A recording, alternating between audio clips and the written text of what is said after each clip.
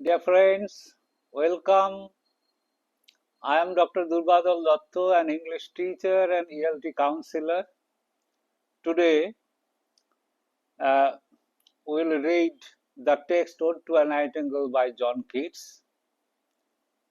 You know, this is an ode of 8 stanzas with 10 lines in each stanza.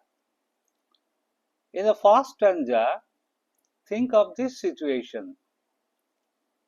John Keats, the poet, is in the garden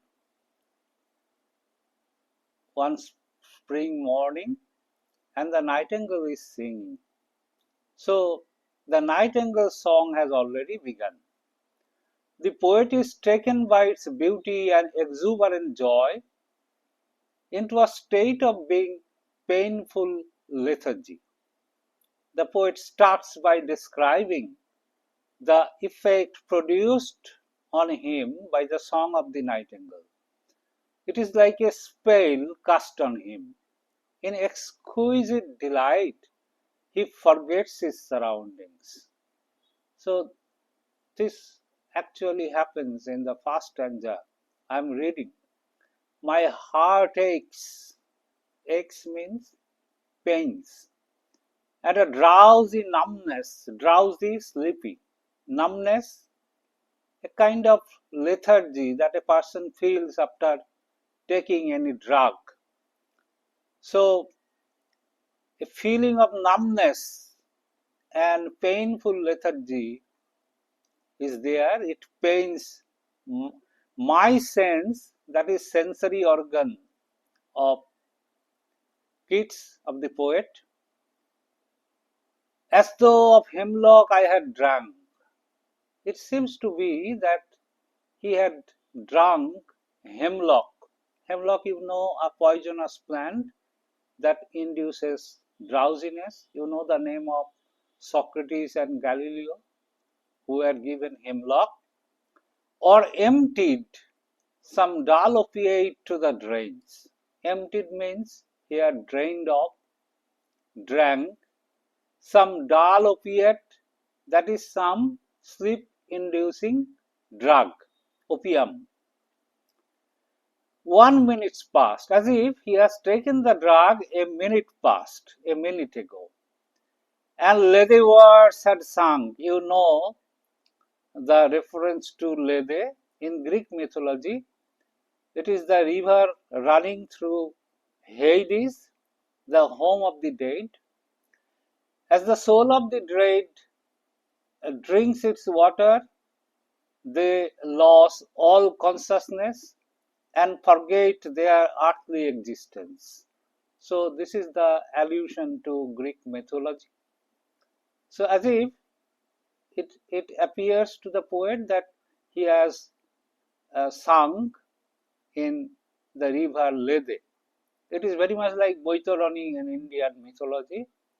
'Tis not through envy of thy happy lot, but this feeling comes out not because the poet is jealous of the happy or the fortunate life of that bird, but what is the origin? What is the reason of his happiness? But being too happy in thine happiness, thine ear. That is, the poet is overtaken by the exuberant joy represented by the song. So he is too happy, and that's why he wants to be happy, to forget the world. That thou light-winged dryad, now he describes the nightingale, thou, you are the light-winged. That is, you can move freely, fly freely. Dryad means wood nymph of the trees in some melodious plot. Not the use of the word melodious. The plot is melodious, it is said, but this is an example of transferred epithet. The plot is filled with melodious song. This is the implication. of beach and green. Beach and greens, that is covered with green beech trees, and shadows numberless. There are innumerable shadows because of leaves. Singest of summer in full-throated is, that is, the bird is singing spontaneous, natural, and effortless song to greet summer. So it refers to spontaneity of the song. Now come to the second stanza. Here the poet longs for a glass of sparkling wine, evoking love and happiness, to escape into the world of the nightingale. Uh, the song is spontaneous, natural, and effortless. You see, here the poet thinks that the world of the nightingale is the world of pure happiness. So the poet says, I'm reading the second stanza. Oh, for a draught of vintage. Draught means a dose, a quantity of wine to be taken at one sip. So he hankers after, he wants to drink some wine. Cooled long as in the deep delved earth. Now he is describing the wine. It should be cooled a long as in the deep delved, that is deeply dark earth. So, the older the wine is, the richer or more precious its value is. So, he says he wants such a kind of wine, tasting of Flora. Flora in classical mythology, goddess of flowers. So, by taking wine, he wants to taste Flora and the country green. That is his intention. And with wine comes dance and Provencal song and sunburned mirth. What is meant by Provencal? Of the southern France, there is a region called Provence. It is famous for wine, love, and song and dance. So the poet, in association with wine, reminds all this. And sunburned mirth, once again, transferred epithet, meaning mirth of the sunburned people, joy of the sunburned people. And what does he want? Oh, for a beaker full of warm south. Beaker, you may take it for a glass. Oh, for a beaker full of warm south. So, warm south means the Mediterranean climate that he wants. Full of the true, the blushful hypocrite. It should be red wine, truly red. Hypocrite, once again, a reference to the fountain of Mount Helicon in Greece. It was a spring of water sacred to the muses, hence the source of poetic inspiration. That such type of wine he desires, and he wants that with beaded bubbles winking at the brim. There should be beaded bubbles, and it should be on the surface, and purple stained mouth. While drinking wine, his mouth would be red colored, would turn into red. That I might drink that such a type of wine the poet might drink and leave the world unseen, and he may be transported to the unseen world of the nightingale, and with you nightingale, fade away into the forest dream, and I will fade away in the gloominess, in the darkness of the forest. That's the poet's intention. Now come to the third stanza. The poet presents a contrast between human world and the world of the nightingale. He would like to forget the suffering of the world The suffering in the form of misery, illness, old age and premature death, the fading beauty and the brevity of love. So the poet thinks, fade far away, that is, he will fade far away. It is a continuation of the second stanza. Third is a continuation.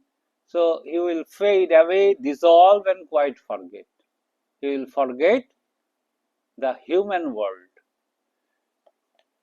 What thou, what you bird, you nightingale, among the leaves has never known, the bird does not know.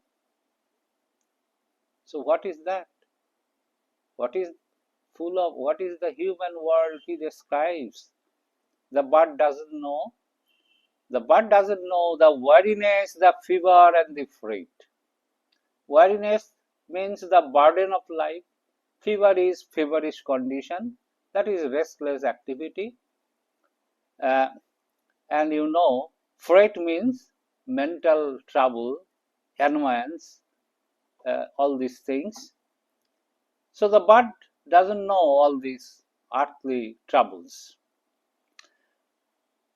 Here, here means in this world, in human world, where men sit and hear each other groan, men here sit and find that all are suffering, they are mourning. Where palsy shakes a few, palsy that is paralysis. In paralysis, people shakes. Sad, it makes people sad. Last gray hairs, even the implication is that old men with gray hairs shake due to paralysis. Where youth grows pale, probably a reference to Tom's death, his brother's death in 1818. Where youth grows pale and spectre thin and dies. Spectre thin, that is, a person because of disease becomes so thin that he or she looks like a ghost. That's the implication.